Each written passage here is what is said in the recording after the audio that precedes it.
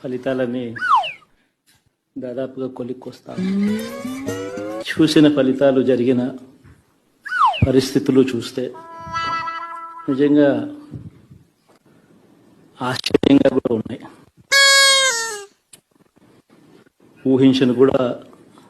ఊహించలేదు ఇలా జరుగుతుందని, ఇలా వస్తాయని కూడా. బట్ ఎస్, అమ్మఒడి అందుకున్న 53 లక్షల మంది తల్లులకు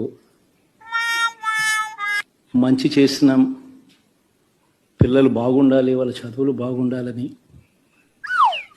తాపత్రయపడుతూ అడుగులు వేసింది. మరి అక్క చెల్లెమ్మల ఓట్లు ఏమయ్యాయో తెలీదు.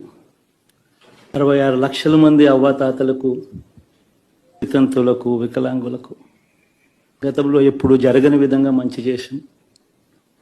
తోడుగా ఉంటూ వారి కష్టాన్ని అర్థం చేసుకుంటూ పంపించే వ్యవస్థను సైతం తీసుకొస్తూ మా ప్రభుత్వం అధికారంలోకి రాకమునుపు ఇస్తా ఉన్న చాలని పెన్షన్ నుంచి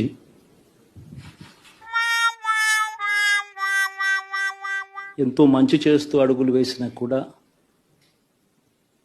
ఆ అవ్వాతాతలు చూపిన ఆప్యాయత